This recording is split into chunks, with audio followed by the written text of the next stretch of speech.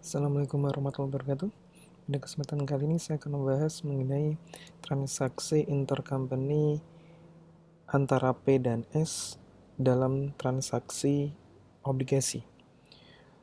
Di video sebelumnya, saya sudah menjelaskan mengenai bagaimana transaksi downstream di mana S membeli bond yang beredar dari P baik untuk tahun pertama atau tahun pembelian bond tersebut dan tahun setelah pembelian bond. Di kesempatan kali ini saya akan melanjutkan dengan membahas transaksi upstream. Yaitu untuk pertama kali saya akan membahas mengenai transaksi upstream di mana bondnya S dibeli oleh P. Di sini di dalam soal diketahui bahwa PTP memiliki 80% saham beredar S, di mana pada saat dilakukan akuisisi terdapat ekses yang dialokasikan ke paten dengan amortisasi per tahun sebesar 5.000. Pada 2 Januari tahun 17, S menerbitkan obligasi dengan nilai par sebanyak 1 juta dan dijual dengan premi sebesar 33.000.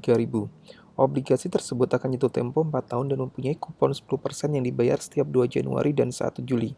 Pada saat penerbitan, nilai yield to maturity atau effective interest-nya sebesar 9%. Pada 1 Januari 2018, P membeli 20% obligasi S dengan rate 97,5 dan pada saat effective interest-nya sebesar 11%. Diketahui net income S pada 2018 adalah 100.000 dan dividen yang dibayarkan 50.000.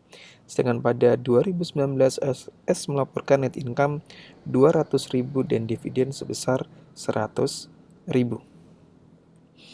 Di sini diketahui bahwa PTP memiliki 80% saham beredar S dan pada saat akuisisi ada ekses yang diamortisasikan, yang dialokasikan ke paten dan diamortisasi per tahunnya sebesar 5.000. Kemudian pada 2 Januari S menerbitkan obligasi dengan nilai par 1 juta.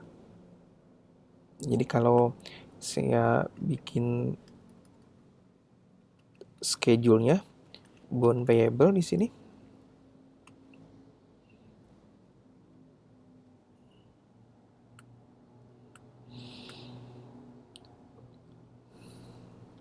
Di sini diketahui bahwa S menerbitkan obligasi sebanyak 1 juta dan dijual dengan premi. Artinya nilai bond pada saat diterbitkan adalah sebesar 1 juta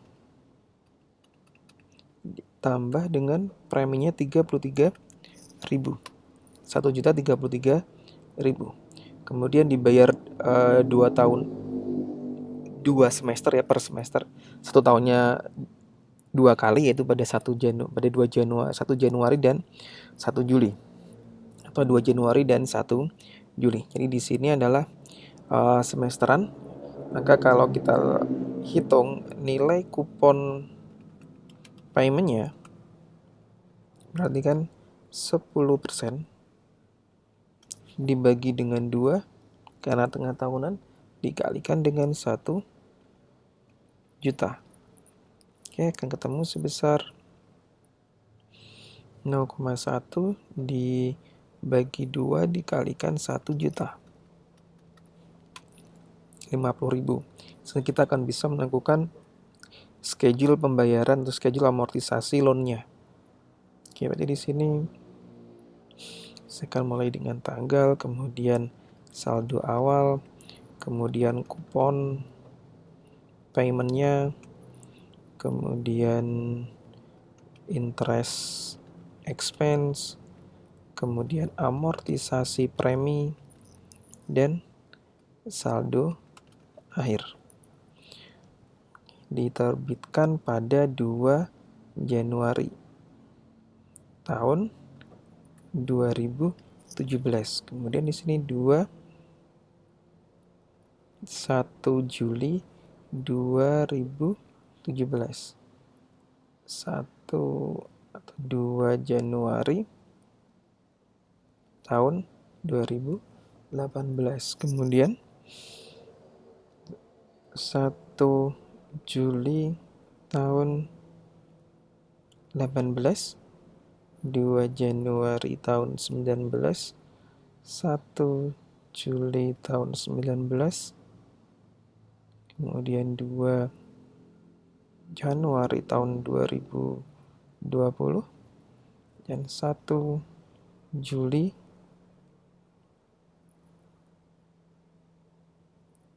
20. Dan terakhir sini ya, 1 Juli 2020, kemudian 2 Januari tahun 21. Oke, kemudian saldo awalnya adalah 1.033.000, kuponnya berarti di sini. Kuponnya adalah 50.000. Nilai kuponnya akan selalu sama.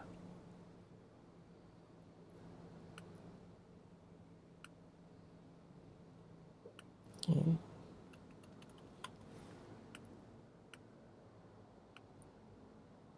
Interest expense-nya adalah outstanding dikalikan dengan, di sini adalah nilai efektif interest adalah 9%, berarti 9% dibagi dengan 2. Kemudian amortisasi preminya berarti 50.000 dikurangi dengan 46.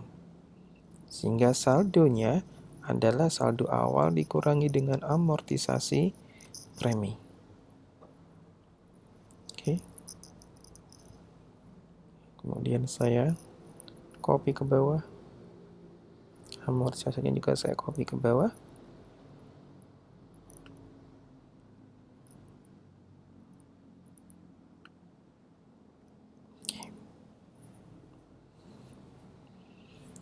Kemudian, di sini disebutkan juga bahwa ada investment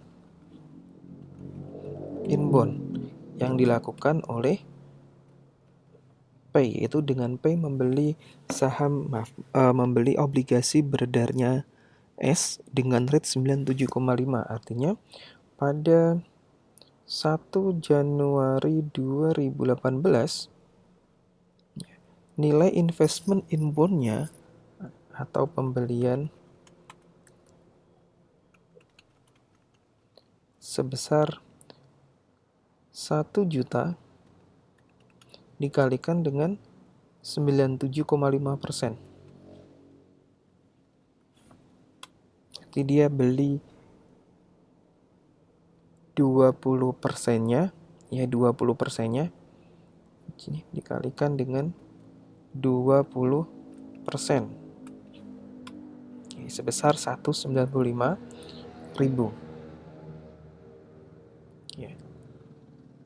Benar ya di sini. 1 juta belinya 20%. Oke, kemudian harganya adalah 97,5. Berarti ketemunya 195.000. Berarti dibeli dengan diskon di sini. Kalau di atas diterbitkan dengan premi, yang bawah dibeli dengan diskon. Kemudian kita akan membuat schedule seperti yang di atas, namun schedule untuk investment in bond. Ya, berarti di sini adalah interest income, kemudian di sini amortisasi diskon.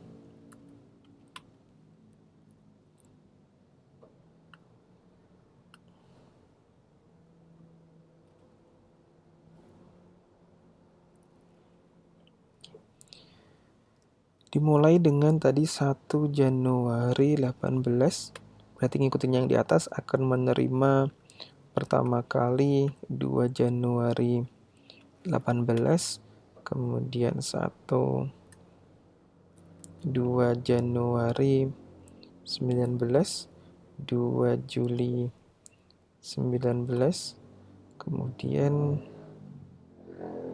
2 Januari 20 ya. Kemudian 1 Juli 20 dan 2 Januari 21. Oke, ini 1 Juli. Ini juga 1 Juli. Oke. 195.000. Saldo awalnya di sini juga 195.000. Kemudian kuponnya dia akan menerima 20%-nya. Berarti di sini 50.000 dikalikan 0,2. Interest income-nya sama, yaitu kita kalikan carrying value beginning dikalikan dengan di sini efektif interest-nya adalah 11%. Berarti 11% dibagi dengan 2. Berarti di sini akan ada interest income 10.725 dan amortisasi diskonnya adalah 725, sehingga saldo akhirnya 195 ditambah dengan 725.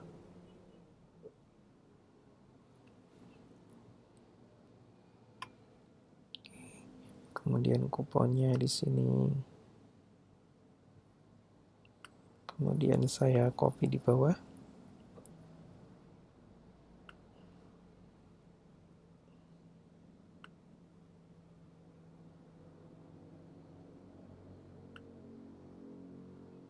Oke.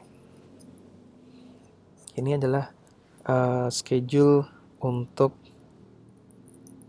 investment in bond. Kemudian kalau misalnya kita ingin membuat jurnal di bukunya P, di sini jurnal bukunya S ya, yang menerbitkan KNS di sini. Di bukunya S, maka pada 2 Januari 2017 akan mencatat cash pada bond payable, yaitu sebesar 1033. Kemudian pada 1 Juli tahun 17 akan mencatat interest expense bond payable, kemudian cash. Interest expense-nya adalah sebesar 46485, bond payable-nya 3515, dan cash-nya adalah 50.000. Ini cash. Kemudian pada 2 Januari 2018 akan mencatat sama ya interest expense di sini.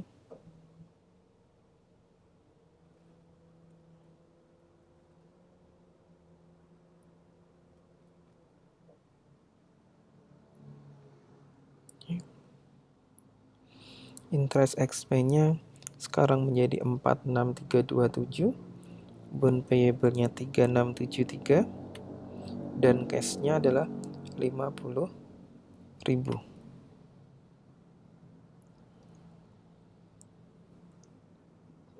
Kemudian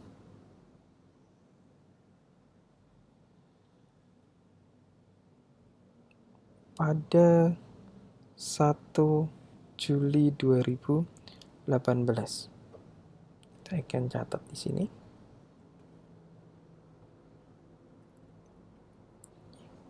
Kemudian ini kita ganti, berarti sekarang ke 1 Juli di sini ya, 461, kemudian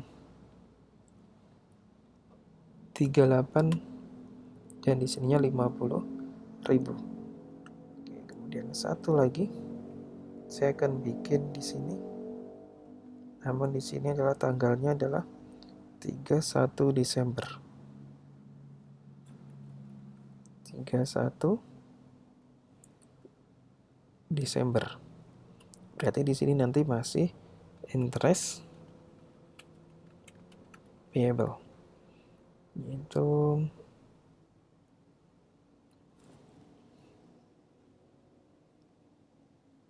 (2018) ya, 2 Januari.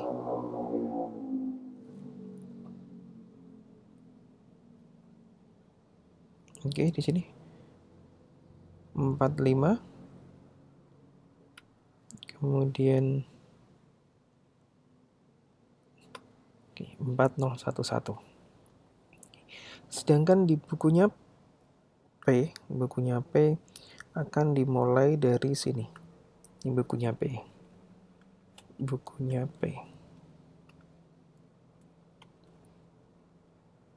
Itu akan nyatat investment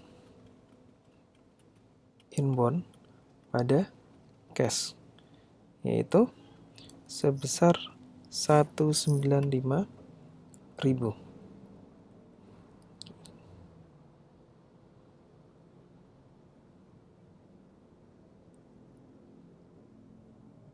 Oke, kemudian pada 1 Juli akan nyatat cash,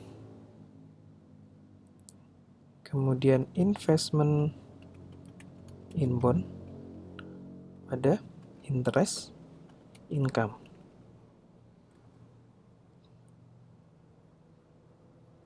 Cash-nya adalah sebesar 10.000, investment in bond-nya adalah 725, dan interest income-nya adalah 10.725. Dan pada 31 Desember akan mencatat interest receivable, kemudian investment in bond dan interest income. Jadi tahun kedua 10.762 di sini. Kemudian di sininya adalah 10.000, berarti di sini 765.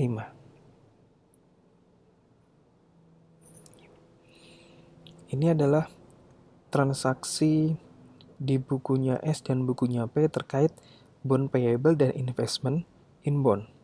Secara konsolidasi, saya akan fokus pada secara konsolidasi pada 1 Januari 2018 ya di sini, yaitu pada saat P membeli bondnya S, maka secara konsolidasi dianggap sebagai di sini dianggap sebagai redemption. Oke, sehingga nanti akan memunculkan adanya gain atau loss on constructive retirement bond. Misalnya kita ingin bikin jurnal eliminasi pada 1 Januari 2018. Oke, kita mau bikin di sini. Maka kita akan lihat ya di sini carrying value ya. Nanti saya singkat CV ya, CV carrying value dari bond pada 1 Januari 2018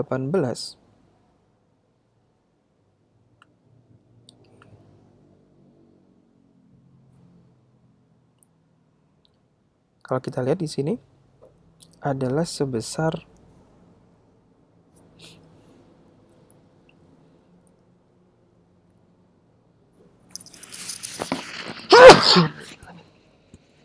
kalau kita lihat di sini pada 1 Januari 2018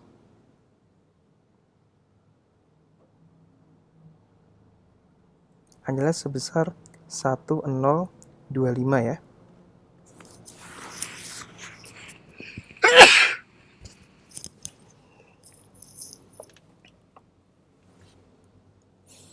Kemudian dibeli oleh P 20%-nya. Sehingga kalau angka 20%-nya adalah 0,2 dikalikan dengan 1025. Sedangkan oleh P di sini ya, oleh P carrying value bond investment in bond adalah sebesar 195 ya, 195.000. Jadi bond payable 205 hanya dilunasi dengan angka 195.000 sehingga akan memunculkan gain on constructive retirement, sehingga jurnal eliminasi yang dibikin adalah ya, bond payable, kemudian di kreditnya investment in bond, bond payable-nya adalah 205 dan investment in bond-nya harus kita tutup 195.000, akan ada gain on constructive retirement bond, saya singkat dengan CRB di sini, yaitu selisihnya 10.162. Ini adalah gain constructive retirement bond-nya. Bagaimana kalau kita bikin di 31 Desember? Jurnal eliminasi pada 31 Desember 2018. Sekarang saya akan cari dulu carrying value bond pada 31 Desember 2018. Yaitu kalau kita lihat di sini 31 Desember 2018 di sini ya, di 2 Januari di sini ya.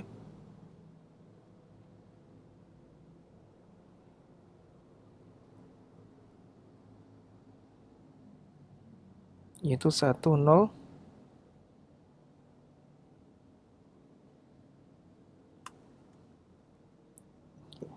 Kemudian 20%-nya, karena dibelinya hanya 20%, 0,2 dikalikan dengan 1017 ketemu 203. Sedangkan carrying value investment in bond adalah sebesar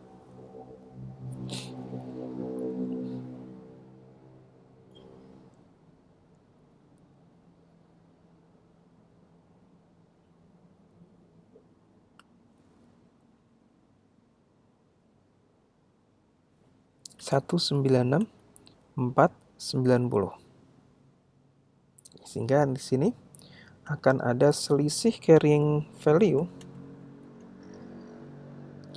sebesar 203 dikurangi dengan 196.490. Gain on constructive retirement bond itu akan direalisasi, ini kan seperti unrealized ya, gain on CRB itu direalisasi dengan perbedaan interest expense dan interest income. Maka di sini kita akan hitung interest expense 2018. Jadi kalau misalnya dia belinya di 1 Juli ya, nanti interest expense-nya berarti di Juli saja. Jadi tidak semuanya ya. Interest expense 2018 karena di sini mulai dari awal tahun ya, dibelinya oleh P. Interest expense-nya berarti yang di 2018, yaitu di sini 45 dan 46 di sini. Kemudian 20%-nya adalah sebesar 0,2 dikalikan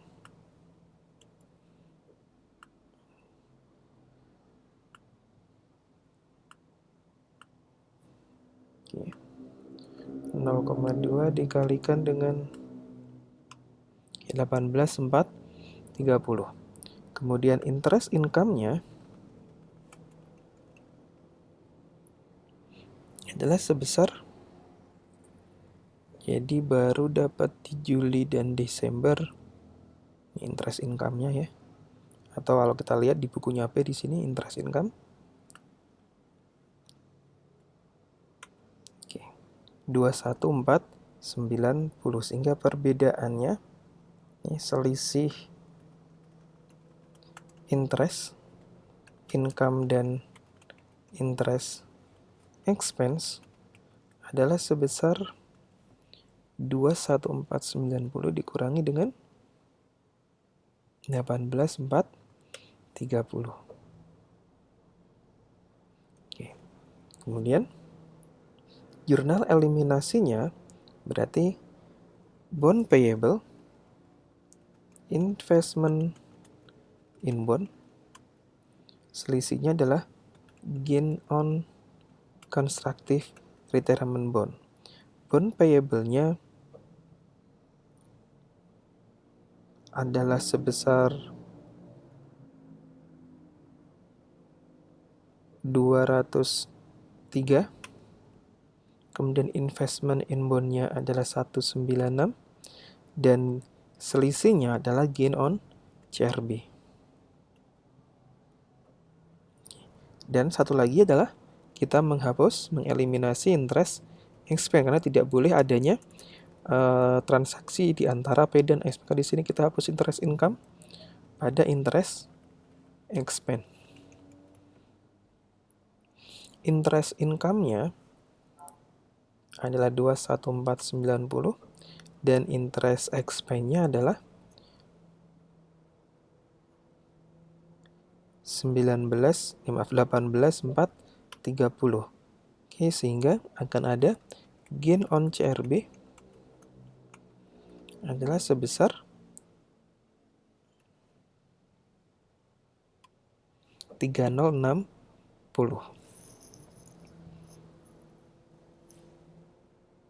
Ini adalah jurnal eliminasi. Kalau Anda jumlahkan angka gain-nya di sini, hasilnya akan sama dengan yang di sini.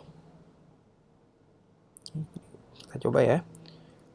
7 ditambah dengan 3060. Oke. 10162. Kenapa? 10162 di awal tahun kemudian akan direalisasikan sebesar 3060. Artinya yang akan menjadi unrealized-nya adalah 7103.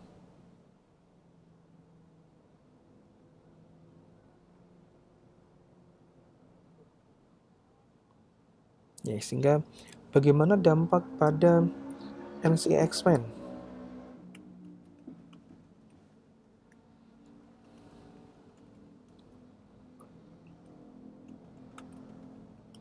Oke.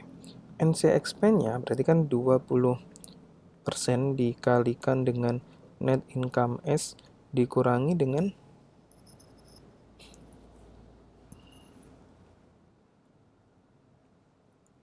amortisasi paten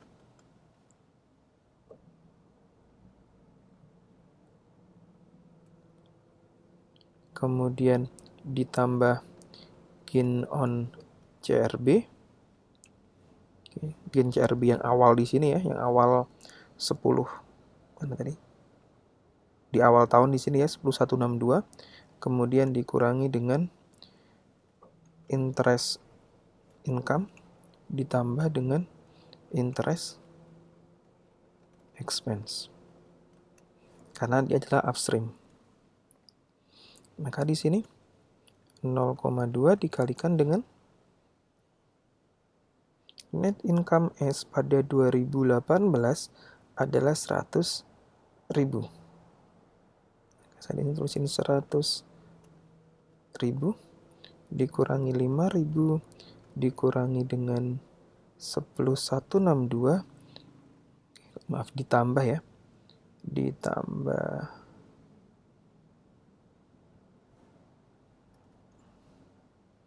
10162 kemudian dikurangi dengan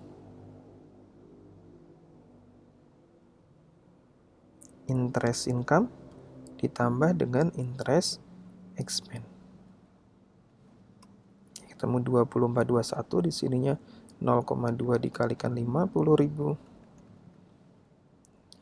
dan sisanya adalah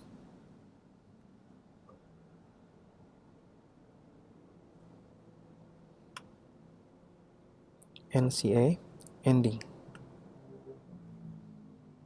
Satu lagi adalah Di 31 Desember karena belum ada pembayaran cash, maka kita akan menghapus interest payable.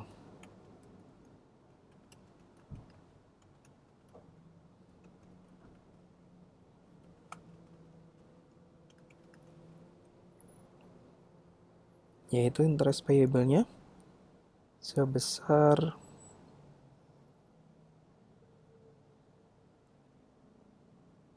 Rp10.000.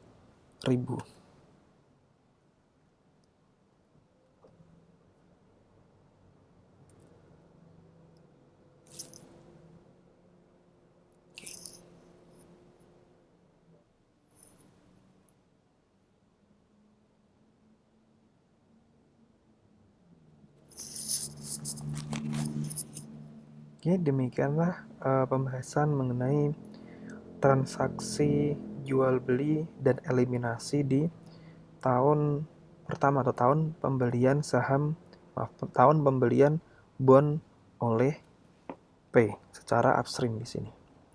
Oke, saya cukupkan. Terima kasih dan wassalamualaikum warahmatullahi wabarakatuh.